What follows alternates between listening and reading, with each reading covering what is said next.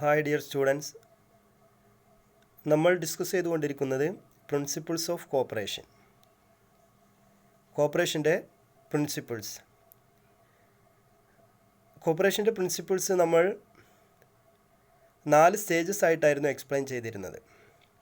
First stage Rochdale principles, second ICA principles 1937, third DG Curve principles, then last existing principles or reversed principles. ഇങ്ങനെ 4 stages ആയിട്ടായിരുന്നു കോപ്പറേഷൻ്റെ principles നമ്മൾ explain ചെയ്തിരുന്നത്. അതിൽ first stage Rochdale principles already നമ്മൾ discuss ചെയ്ത് കഴിഞ്ഞു. ഇനി സെക്കൻഡ് സ്റ്റേജാണ് ICA principles 1937. Okay,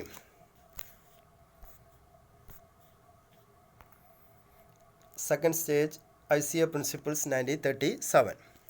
ICA appointed a subcommittee in 1934 and this committee submitted its reports in 1937. Okay, ICA is a worldwide confederation of cooperative organization. Cooperative ഓർഗനൈസേഷനുകളുടെ ഒരു world wide കോൺഫെഡറേഷനാണ് ICA എന്നതുകൊണ്ട് ഉദ്ദേശിക്കുന്നത്. അപ്പം ICA ഇൻ്റർനാഷണൽ കോപ്പറേറ്റീവ് അലയൻസ് എന്നാണ് അല്ലേ. അപ്പം ഇത് എന്ന് പറയുന്നത് ലോകത്താകമാനമുള്ള കോപ്പറേറ്റീവ് സൊസൈറ്റികളുടെ എല്ലാം ഒരു വേൾഡ് വൈഡ് കോൺഫെഡറേഷനാണ്. ലോകത്താകമാനമുള്ള എല്ലാ കോപ്പറേറ്റീവ് സൊസൈറ്റികളുടെയും ഒരു അസോസിയേഷൻ. അത്തരത്തിലുള്ള ICA 1934 നിലവിലുള്ള കോപ്പറേറ്റീവ് സൊസൈറ്റീസിൻ്റെ പ്രിൻസിപ്പിൾസിനെ കുറിച്ച് പഠിക്കുകയും അതിനകത്ത് എന്തെങ്കിലും തരത്തിലുള്ള മാറ്റങ്ങൾ വരുത്തണോ എന്ന് പഠിക്കുന്നതിന് വേണ്ടിയിട്ട് ഒരു സബ് കമ്മിറ്റിയെ അപ്പോയിൻ്റ് ചെയ്തു. 1934. ഓക്കെ, അപ്പോൾ നിലവിലുള്ള പ്രിൻസിപ്പിൾസ് എന്ന് പറയുമ്പോൾ റോക്ക്ഡാൽ പ്രിൻസിപ്പിൾസ് ആണ്. അപ്പോൾ റോക്ക്ഡാൽ പ്രിൻസിപ്പിൾസിനകത്ത് എന്തെങ്കിലും തരത്തിലുള്ള മാറ്റങ്ങൾ വരുത്തണോ അല്ലെങ്കിൽ എന്തെങ്കിലും തരത്തിലുള്ള പുതിയതായിട്ട് അതിനകത്ത് ആഡ് ചെയ്യാനുള്ളോ ഇത്തരം കാര്യങ്ങളെക്കുറിച്ച് പഠിക്കുന്നതിന് വേണ്ടി ICA 1934 ഒരു സബ് കമ്മിറ്റിയെ നിയമിച്ചു. This committee submitted it's reports in 1937. 34 appoint ചെയ്തു. 37 ഈ സബ് കമ്മിറ്റി എന്ത് ചെയ്തു? ICAക്ക് അവരുടെ റിപ്പോർട്ട് സമർപ്പിച്ചു. On the basis of this report, ഈ റിപ്പോർട്ടിൻ്റെ അടിസ്ഥാനത്തിൽ Rochdale principles are classified into 2. നിലവിലുള്ള റോക്ക്ഡാൽ പ്രിൻസിപ്പിൾസിൽ എന്ത് ചെയ്തു? അവർ 2 ഭാഗമായിട്ട് തരംതിരിച്ചു. അതല്ലാതെ ഈ സബ് കമ്മിറ്റി എന്ത് ചെയ്തിട്ടില്ല? പുതിയ പ്രിൻസിപ്പിൾസ് ഒന്നും കൊണ്ടുവന്നിട്ടില്ല. നിലവിൽ 1844 റോക്ക്ഡാൽ പ്രിൻസിപ്പിൾസ് ഒരു 8 പ്രിൻസിപ്പിൾസ് കൊണ്ടുവന്നിരുന്നു. ഓക്കെ, അത് നമ്മൾ ഓൾറെഡി ഡിസ്കസ് ചെയ്തു കഴിഞ്ഞു. അവർ കൊണ്ടുവന്നിട്ടുള്ള ആ 8 പ്രിൻസിപ്പിൾസിനെ ചെറിയ ഒരു തരംതിരിവ് വരുത്തി എന്നല്ലാതെ, ചില ചെറിയ മാറ്റങ്ങൾ വരുത്തി എന്നല്ലാതെ പുതിയതായിട്ട് ആരും ഒന്നും കൊണ്ടുവന്നിട്ടില്ല. ICA അപ്പോയിൻ്റ് ചെയ്ത പുതിയ കമ്മിറ്റി ഒരു പ്രിൻസിപ്പിൾസും കൊണ്ടുവന്നിട്ടില്ല. അവർ നിലവിലുള്ള റോക്ക്ഡാൽ പ്രിൻസിപ്പിൾസിനെ അവരെന്ത് ചെയ്തു?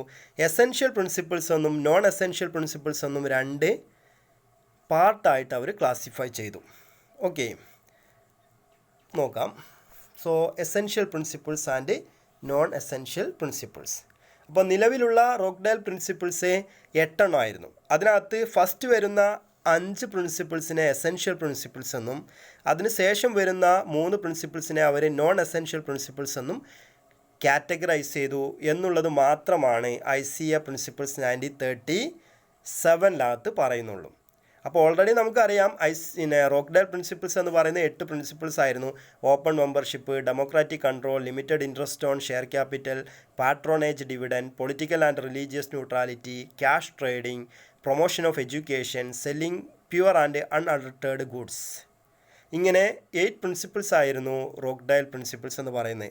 ഇതിനകത്ത് ആദ്യം വരുന്ന 5 പ്രിൻസിപ്പിൾസിനെ open membership, democratic control, limited interest on share capital, patronage dividend, then political and religious neutrality, ഈ 5 പ്രിൻസിപ്പിൾസിനെ ഫസ്റ്റ് 5 പ്രിൻസിപ്പിൾസിനെ അവർ എസെൻഷ്യൽ പ്രിൻസിപ്പിൾസ് എന്ന് പറഞ്ഞു. Then cash trading, promotion of education, selling pure and unadulterated goods എന്നുള്ളത് എന്ത് ചെയ്തു? അവർ നോൺ എസെൻഷ്യൽ പ്രിൻസിപ്പിൾസ് എന്നും കാറ്റഗറൈസ് ചെയ്തു. ഇങ്ങനെ എസെൻഷ്യൽ എന്നും നോൺ എസെൻഷ്യൽ എന്നും പ്രിൻസിപ്പിൾസിനെ റോക്ക്ഡാൽ പ്രിൻസിപ്പിൾസിനെ കാറ്റഗറൈസ് ചെയ്യുക മാത്രമാണ് ICA പ്രിൻസിപ്പിൾസ് 1937 ചെയ്തത്. അപ്പോൾ ഇതാണ് ICA പ്രിൻസിപ്പിൾസ് 1937 എന്ന് ഉദ്ദേശിക്കുന്നത്. അപ്പോൾ ഇത് ഓരോന്ന് എക്സ്പ്ലെയിൻ ചെയ്യേണ്ടല്ലോ, നമ്മൾ ഓൾറെഡി ഡിസ്കസ് ചെയ്താണ്. ഓപ്പൺ മെമ്പർഷിപ്പ് എന്ന് പറഞ്ഞു കഴിഞ്ഞാൽ, so the membership is open to all. Cooperative സൊസൈറ്റിയിൽ ആർക്ക് വേണമെങ്കിലും മെമ്പർ ആവാമെന്നുള്ളതാണ്. ഓക്കെ, ആർക്ക് വേണമെങ്കിലും മെമ്പർ ആവാം, ആർക്ക് വേണമെങ്കിലും അതിൽ നിന്ന് എന്ത് ചെയ്യാം, പിരിഞ്ഞു പോവുകയും ചെയ്യാം. So there is no compulsion, അവിടെ ആരും നിർബന്ധിക്കുന്നില്ല എന്നുള്ളതാണ് ഓപ്പൺ മെമ്പർഷിപ്പ് എന്നുള്ളത്. ദെൻ ഡെമോക്രാറ്റിക് കൺട്രോൾ എന്ന് പറഞ്ഞു കഴിഞ്ഞാൽ കോപ്പറേറ്റീവ് സൊസൈറ്റി പ്രവർത്തിക്കുന്നത് ഡെമോക്രാറ്റിക് ബേസിലാണ്. Okay, cooperative societies operating on a democratic basis. Democracy എന്ന് പറഞ്ഞു കഴിഞ്ഞാൽ 1 man 1 vote, അതാണ് അതിൻ്റെ രീതി. ഓക്കെ, അവർ തന്നെ തീരുമാനിക്കുന്ന ഒരു മാനേജ്മെൻറ്റ് കമ്മിറ്റി, അവർ തന്നെ അതിൻ്റെ പ്രവർത്തനങ്ങൾ നടത്തിക്കൊണ്ട് പോകുന്നു. അങ്ങനെ ഒരു ഡെമോക്രാറ്റിക് കൺട്രോളാണ്. Then limited interest on share capital. ഇവിടെ കോപ്പറേറ്റീവ് സൊസൈറ്റി ഒരിക്കലും ലാഭത്തിന് വേണ്ടിയിട്ടല്ല പ്രവർത്തിക്കുന്നത്. എന്താണ്? സോ അവരുടെ ഇൻവെസ്റ്റ്മെൻറ്റിൽ മേൽ അവരെന്ത് ചെയ്യും, ഒരു ലിമിറ്റഡ് ഇൻട്രസ്റ്റ് മാത്രമേ എന്ത് ചെയ്യൂ എടുക്കുന്നുള്ളൂ. അതായത് വലിയ ലാഭം കിട്ടുമെന്ന് വിചാരിച്ചുകൊണ്ട് എന്ത് ചെയ്യുന്ന കോപ്പറേറ്റീവ് സൊസൈറ്റിയിൽ ആരും മെമ്പറായി ചേരേണ്ട കാര്യമില്ല. ഓക്കെ, അവിടെ ലിമിറ്റഡ് ഇൻട്രസ്റ്റ് ആണ് അവരുടെ share capital മേലുള്ളൂ.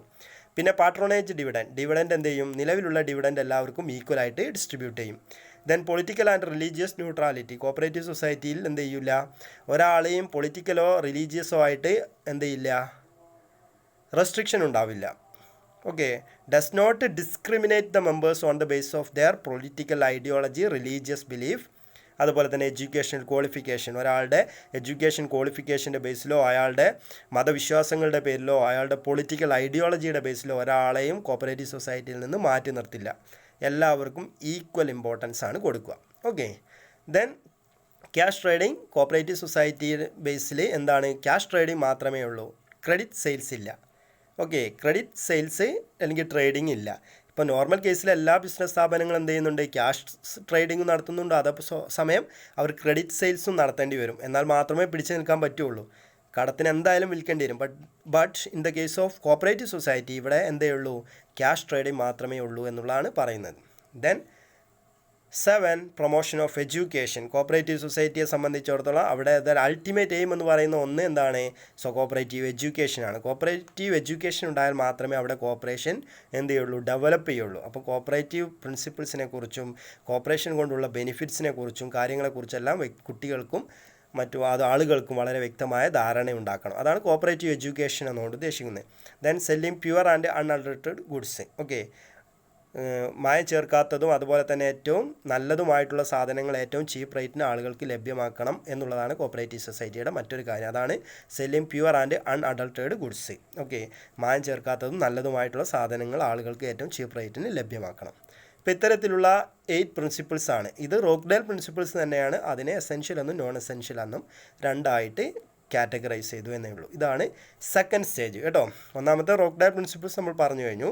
Then second stage ICA principle 1937. Next ഇനി നമുക്ക് അടുത്ത പ്രിൻസിപ്പിൾസ് ആണ്. അതെന്താണ്, DG കർവേ പ്രിൻസിപ്പിൾസ് ആണ് അല്ലേ.